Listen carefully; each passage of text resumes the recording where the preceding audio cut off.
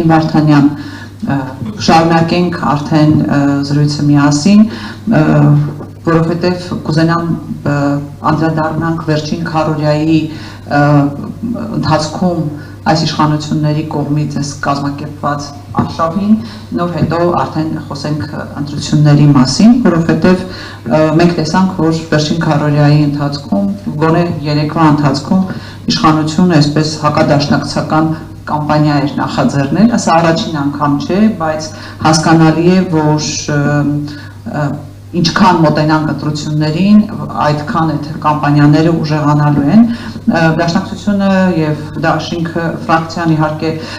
արժանապատիվ դիմակայեց, սակայն հարցը սրա մասին չէ, այլ հենց այն ուղղությամբ եմ ուզում տանել, որ սա սկիզբն է եւ ինչքան մոտենան ընտրությունները, այնքան ամեն ինչի գնալու են այս իշխանությունները։ Եվ ինչու եմ սրա մասին խոսում, որովհետև այս թեման անընդհատ այսպես մոնիտորինգի անհրաժեշտություն ունի, որովհետև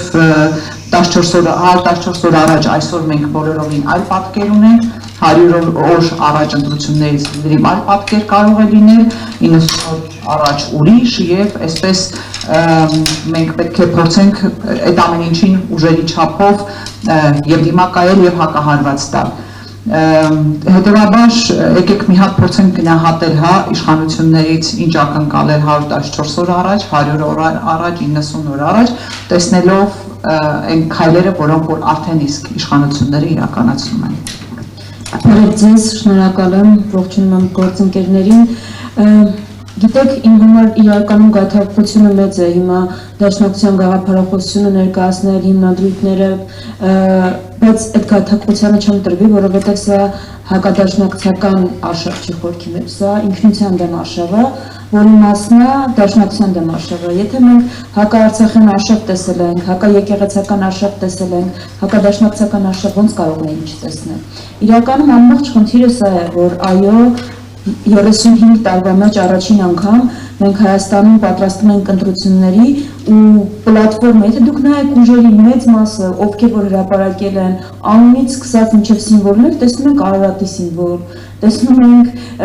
հայկականության սիմվոլներ, դա անուղղակի եւ ուղղակի պատասխանն է ինքնության դեմ արշավին ու այո, եկել ենք այն վիճակում, որ Հայաստանում խոսում ենք հայկական ինքնության պահպանման անհրաժեշտության մասին։ Այս է այս ընտրությունների առանձնահատկությունը ու դրանով է պայմանավորված նաև լրիվ համաձայն եմ իմ կոլեգայի հետ սոցիոլոգ, այսինքն կոլեգայի հետ, որ իրականում այն եթե միասնությունը մեկ լինելը չի, նույնական լինելը չի, միասնությունը անկյունաքարային հարցերում համաձայն լինելն է, ու դա մեռելային կա, որովհետև Հայաստանում ջրբաժան է անցկացվել։ Ջրբաժանի մի կողմում ինքնության դեմ պայքարողներն են, մյուս կողմում անկախ տարբերություններից իսկ ընդդիմադիր դաշտը բազմազան ու տարբեր այդ ինքնությունը պաշտպանողները ու կրողները ամենակարևորը մենք ինչ որ արհեստական բան չենք պաշտպանում մեր ինքնությունը պաշտպանելով մենք ինքներս մեզ ենք պաշտպանում հիմա ինչ որ ականատես ենք եղել վերջին տարիներին վերջին 2 օրը դրա խտացված տարբերակը այդ ինքնության դեմ արշավի դրսևորումներից մեկն էր որովհետև այո, մենք 35 տարի գիտեք Սփյուռքում ունեցել ենք խնդիր, 35 տարի Սփյուռքում խոսել ենք հայկական ինքնության պահպանությունից, դրա քայլեր ենք ձեռնարկել, հիմա մենք հասել ենք այն կետին, որ Հայաստանում ենք դրա մասին մտածում։ Հայաստանում մտածում ենք ոնց դիմագրավենք արշավին ու ոնց պահպանենք։ Դրա համար էլ հայտնվում ենք թիրախում, ոնց որ հայ առաքելական եկեղեցին, ոնց որ Արցախահայերը։ Հիմա ինչ կարելի է սպասել այս պարագայում իշխանություններից։ Այս արշավի սաստկացում, ինչ որ մենք տեսնելու մինչև հունիսի 7-ը, մենք բացառապես տեսնելու ենք նմանատիպ արշավների սաստկացում։ Գործիքակազմերը գուցե փոխվեն, նկատի ունեմ կարող է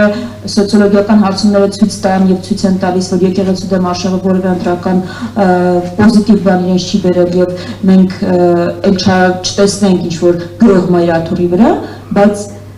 իրենք ձեր տված քվեր, սիրելի հանրություն, մեկնաբանելու են որպես ինդուլգենցիա, որ կարող են կաթողիկոսի վրա հարձակվել։ Հիշում եք, երբ Վաղաշապատում իրենց թեկնածուն ընտրվեց, ինչ ասեցին։ Ասեցին, սա մեր համար կանաչ լույս է, մեր հակաեկեղեցական ծրագիրը շարունակելու համար։ Ուրեմն, հունիսի 7-ի ընտրությունը իշխանությունը վերածելու է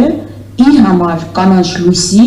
այսինքն ուզենալը ցանկանալու է իր համար կանաչ լույսի վերածել, ինչի համար։ ոչ միայն հակաեկեղեցական արշավը, ինքնության դեմ արշավը շարունակելու, այլ Ադրբեջանի պահանջները հետագա կատարելու համար, այսինքն արդեն հայտարարվել է Հայաստանում, որ մարտին մենք ունենալու ենք այն նախագիծը, որը Ալիևի պահանջած սահմանադրության նախագիծն է։ Ժողովուրդ ջան, ես գիտեմ, որ ձեզնից որևէ մեկը քվեթվողներից չի ուզում Ալիևի սահմանադրություն ունենալ, բայց ձեր քվեն այդպես է մեկնաբանվելու։ Ձեր չմասնակցությունը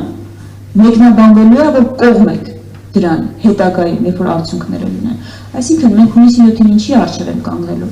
Ալիևի սահմանադրությունը այո ասելու, թե մերժելու։ Ինքնության դեմ արշավային համաձայնվելու, թե մերժելու, այս ընտրության առաջ են կանգնելու։ Ու այստեղ է, որ այո Հայաստանում մի ընդդիմադիր ուժ չկա, որ ունի ձայների բացարձակ մեծամասնություն, 50+1 հավաք հնարավորություն, չկա, օբյեկտիվ և սուբյեկտիվ պատճառներով մենք այդ վիճակում չենք։ Ուրեմն բոլորս հասկանում ենք, որ համագործակցություն է անհրաժեշտ։ Ինչ որ համագործակցություն, ինչ որ փուլում, դա ինչպիսին կլինի, ցույց կտա ընթացքը, բայց բոլորս հասկանում ենք, որ եթե ուզում ենք բոլորիս համար հաղթանակ, դրա տարբերակը այո, ունենալ մեկ թիրախ, այս իշխանության փոփոխությունը։ Հիմա սրա տարբերակը որն է, խոսեց մասնագետը, որ բարձր մասնակցությունը, ես դա պիտի կրկնեմ, ոչ միայն բարձր մասնակցությունը այն առումով, որ ինչն է մեզ ամենաշատը, հիմա եթե ինձ հարցնեք ամենամեծ խնդիրը որն է, ներարկվող հուսալքությունը։ Ամեն փորձում են ապացուցել, որ ոչինչ չի փոխվելու, անիմաստ անդրադառնալ գնալ, քաղաքական գործընթացներին մասնակցել։ Ժողովուրդ ջան, եթե անիմաստ է դա, ամեն ինչ որոշված է, որևէ շանս չկա, ինչի են դա փորձում այդքան ձեզ համոզել։ Ինչի են դրա վրա այդքան ջանք գործադրում։ Եթե որևէ ամեն ինչ որոշված է արդեն։ Եթե Նիկոլ Փաշինյանը խնդիր չունի իր թիմը, ոնց են ասում, 60+ ունեն, սահմանադրական մեծամասնությունից են խոսում։ Այս վարքագիծը մեկ էլի սա հանգիստ, իրոք ինքնավստահ ուժի եւ մարդու վարքագիծը, թե ճիշտ հակառակը, մարդու վարքագիծը հասկանում է, որ խնդիր կա, հասկանում է, որ ինքը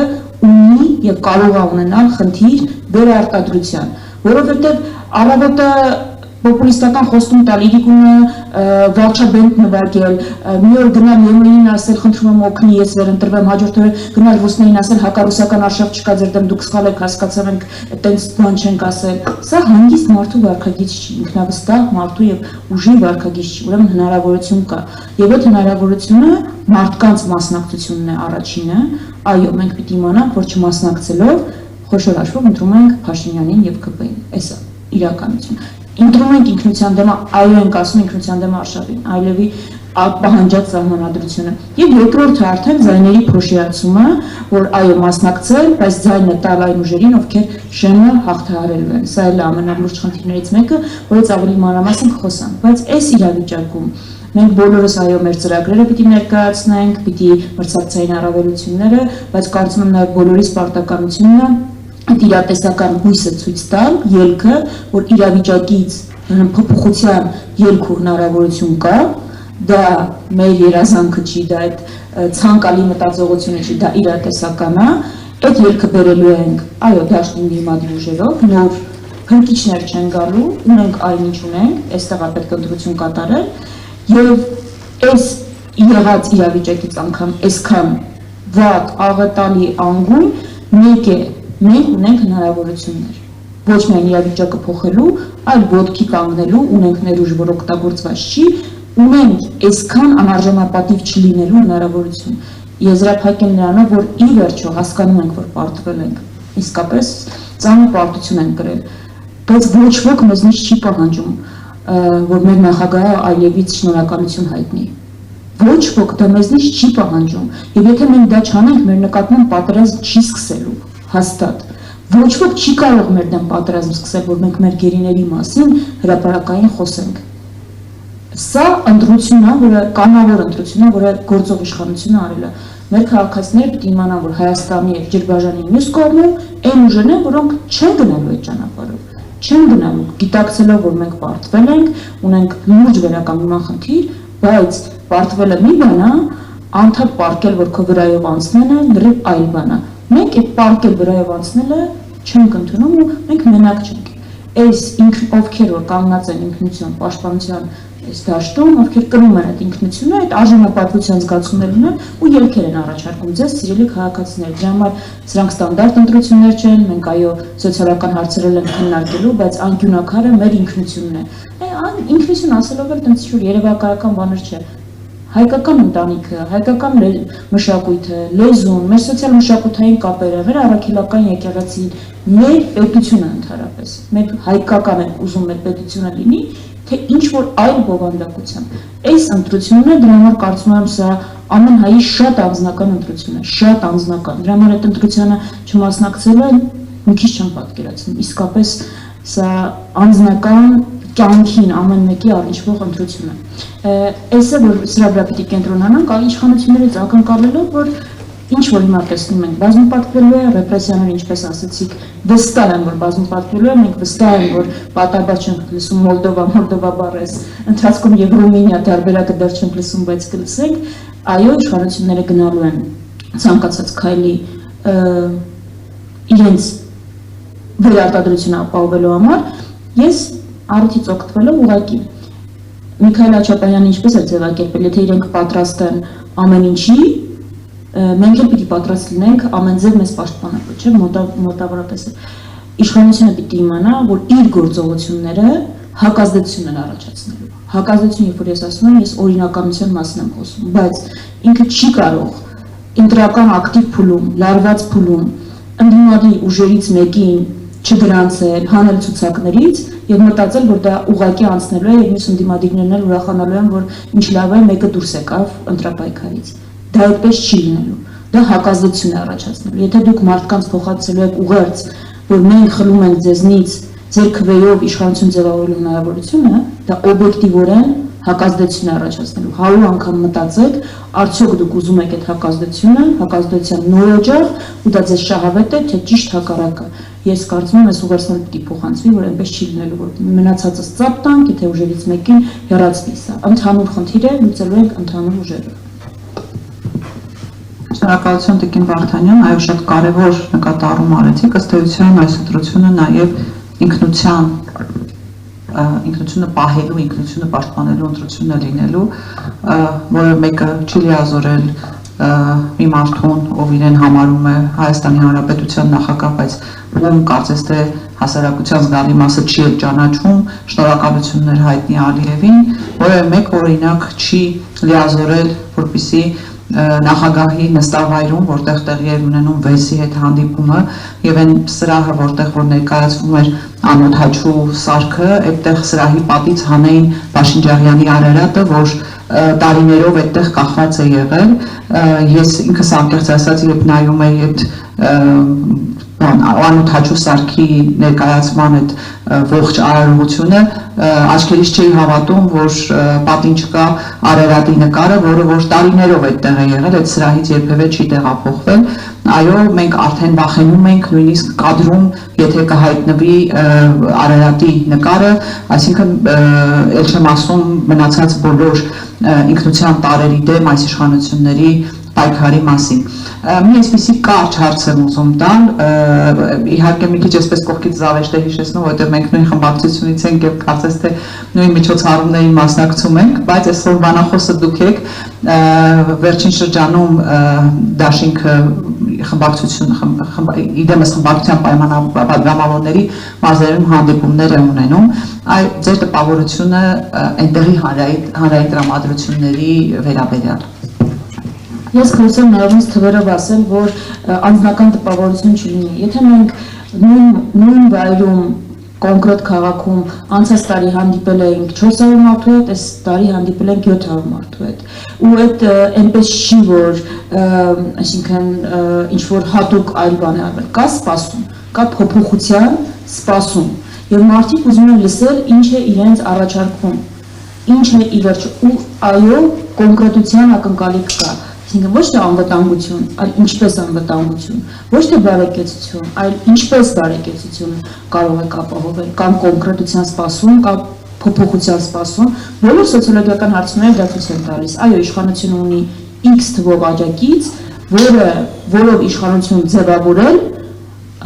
ինքը չի կարողանա, եթե մասնակցություն ընտրություններին շատ ցածր չլինի եւ հսկայական զանգված 3-4 անգամ ավելի շատ իշխանության առաջարկները մերժողներն են, ովքեր իրենք սպասում են առաջարկի, այսինքն կարճ պատասխանելով կա սպասում առաջարկի, կա սպասում ծրագրի եւ կա սպասում ճանապարհի, որի արդեն գործը մերն է ցույց տալու։ Մենք հիմա ինչ ենք անում, հանդիպում ենք մարդկանց հետ, մեր պատկերացումներով ենք իսկում, լսում ենք իրենց նաև, որպեսզի ձևակերպենք վերջնական ելքի մեր պատկերացումը, որ այլի առաջարկելու ենք իրենց։ Այսինքն սա նախընտրականի նախօրինակն է, այսպես, կա սպասում միանշանակ։